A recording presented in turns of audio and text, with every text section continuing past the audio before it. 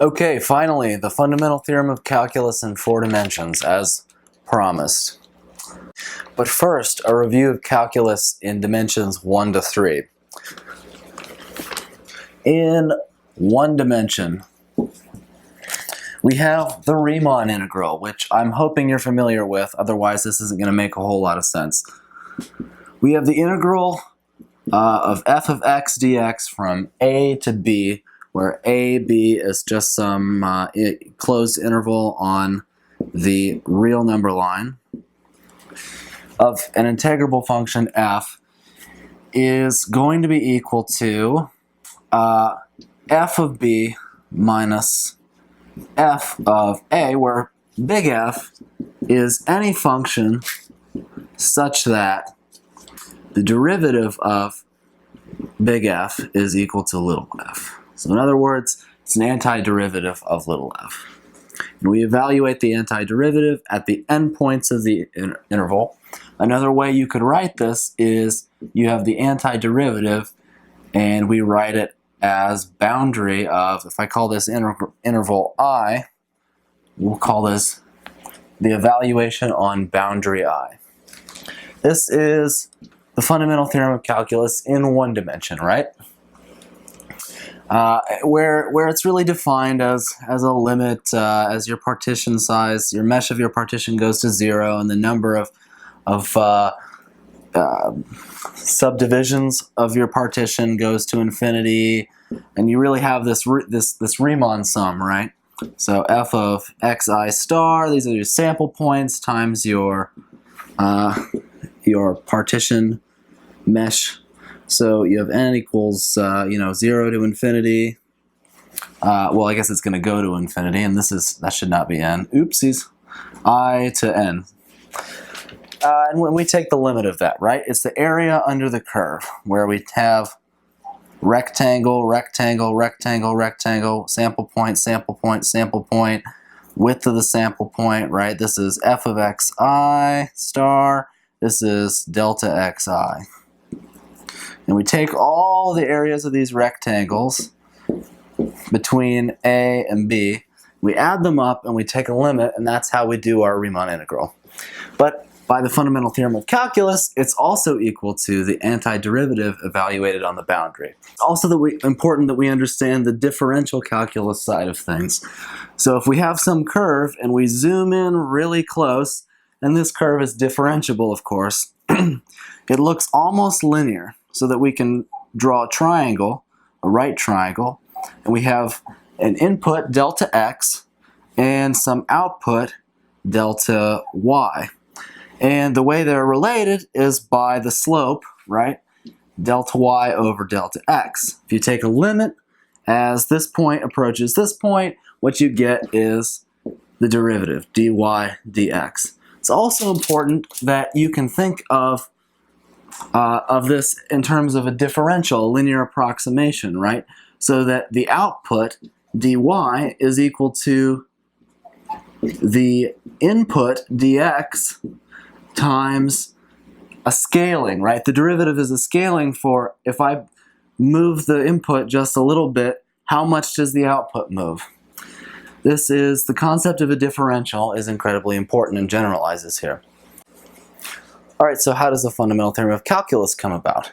Well, what we have is an integral of a derivative, df dx times dx, and this is equal to df, right? The differential of f, so that we can think of it as f evaluated at a point, say x sub n, minus f of x sub n minus 1, right? Where we have these points, we have a partition of our interval, and this minus this, this minus this, this minus this. What happens is that you get cancellation. So f of x sub n plus 1 minus f of x sub n plus dot dot dot, and you notice that the xn's have opposite signs, so all of them will cancel except for the endpoints. So you have f of b minus f of a. And it's because of this differential bit that the fundamental theorem of calculus works. All right, 2 dimensions. There are 2 fundamental theorems of calculus. The first one, suppose we have a curve, right? And suppose this curve is differentiable, and suppose it's parameterized by t in the following way, where t belongs to some interval, right? Doesn't matter. Some subset of the real numbers. And this is our parameterization for this curve. All right, now we have a function f which varies from every point from point to point in the xy plane, and so along this path through the xy plane, we'll draw our axes up here somewhere, this value is going to change depending on where you're at. All right, so how much does it change? Well, that's a question of what is the differential. The differential is equal to some change, some scaled change in the x, right, plus some scale times a change in the y. And what are these? It's going to be the partial derivative with respect to x and the partial derivative with respect to y. What this ends up meaning is that if you were to integrate these, they are equivalent. They are equivalent integrands, so that integral of df from, say, point P here to point Q is going to be, this path goes this way by parameterizing t, is equal to the integral of df dx times differential of x, df dy, differential y. Okay? So these are completely equivalent, and of course in vector form you can write this as the gradient of f dotted with the infinitesimal tangent vector, which is just dx dy. Right? So if you integrate this, what it says is you can just evaluate the function f at the endpoints, so f of q minus f of p is what this is going to be equal to, and both of these versions are exactly like this, because this is just the 1D fundamental theorem of calculus, but in disguise in 2 dimensions. So one way you could write this, if you called this path S, is that the integral of df along S is going to be equal to f evaluated at the boundary of S. What's the boundary of this curve? These 2 points. Specifically, those 2 points oriented. So the latter one, because we're traveling towards Q, minus the first one, P. That was the fundamental theorem of calculus for line integrals in 2 dimensions. Now, because of the extra degree of freedom, we can also consider integrals over areas, right? Because we have 2 dimensions to work with, what if we integrate over this region in the plane? So now we've got a whole new situation and a whole new fundamental theorem of calculus to go with it. To save time, I will tell you exactly how the cancellation happens, just like it did for the 1D fundamental theorem of calculus. What you're going to get is that the integral of p dx plus q dy around a curve C is going to be equal to the double integral over d, where d is bounded by C. This is a line integral. This is an area double integral of the derivative of q with respect to x minus the derivative of p with respect to y dx dy. This is the other fundamental theorem of calculus in 2 dimensions. It's Green's theorem. But it also has, in vector form, 2 formulations, and I'd like to quickly go through both of those. So we're going to define 2 new quantities. The scalar curl, or curl sub S of a vector field f, and we're going to define the divergence, the 2-dimensional divergence of f. Right? So the curl is going to be the derivative of the y component of f with respect to x minus the derivative of the x component of f with respect to y. What's this going to tell you? It's going to tell you sort of an infinitesimal rotation about a point. Is the vector field rotating locally? Right? So if I have something like this going on, so long as the vectors don't vanish there, which is possible, this is going to have a non-zero curl.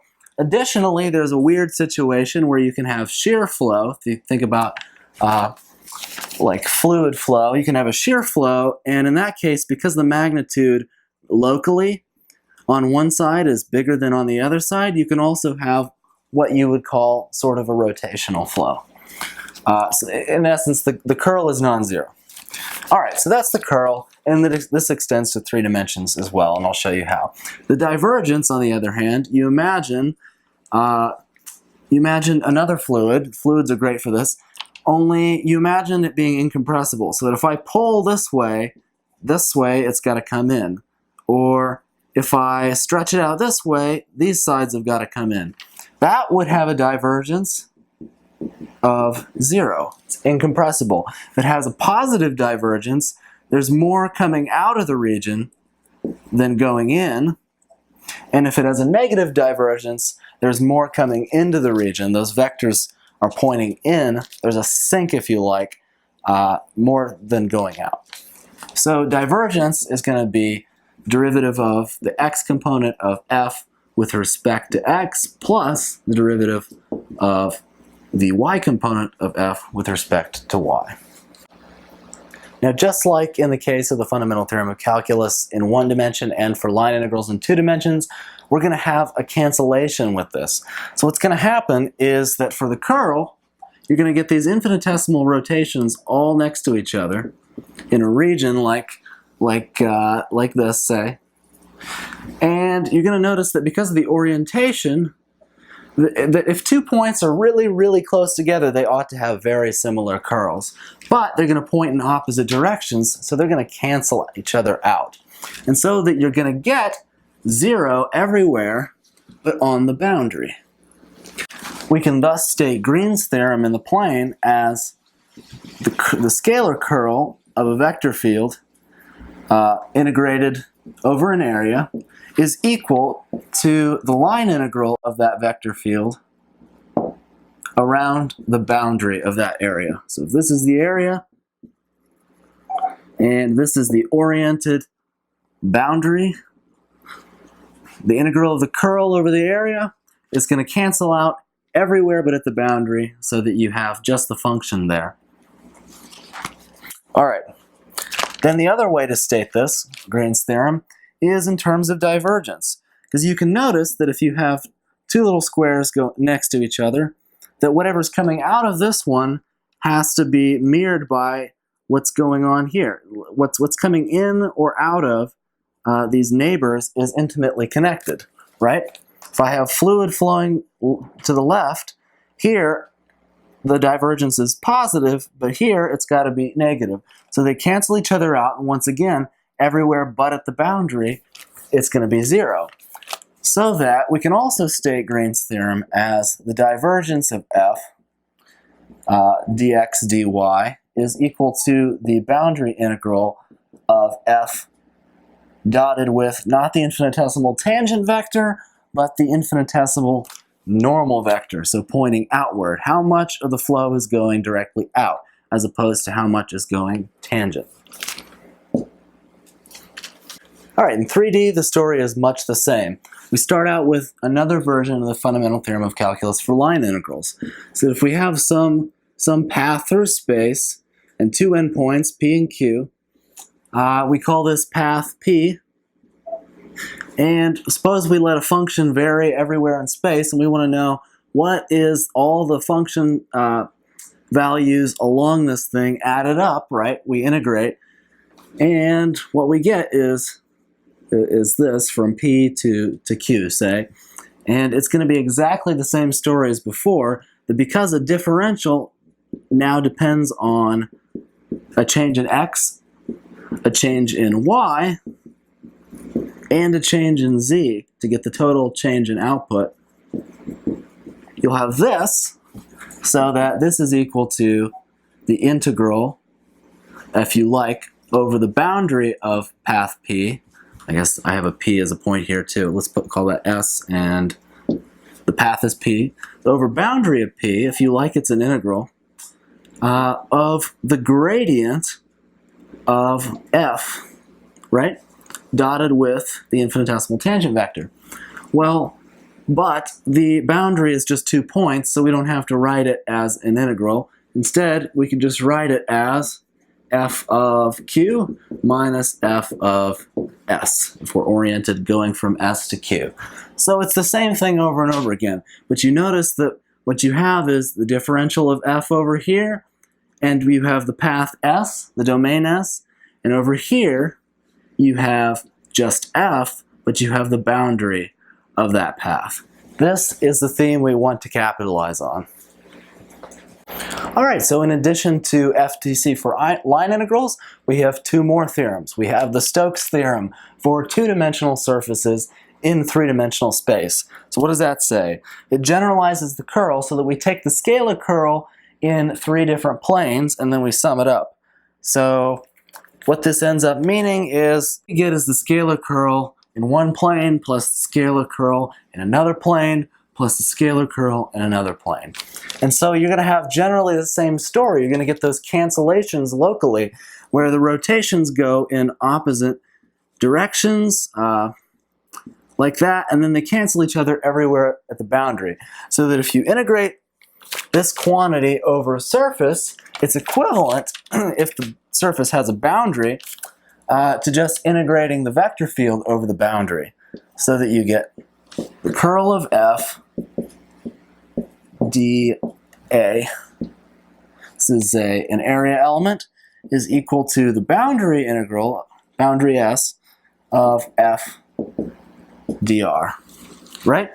This is the Stokes theorem, and it's very much a generalization of the Green's theorem, where we stated it in terms of the scalar curl. The third and final theorem of integral calculus in three dimensions is the divergence theorem, and that goes as follows. Suppose we extend the definition of divergence to three dimensions. It's going to have the same intuitive meaning by saying it's the derivative of the x component with respect to x, plus the derivative of the y component with respect to y, plus the derivative of the z component with respect to z.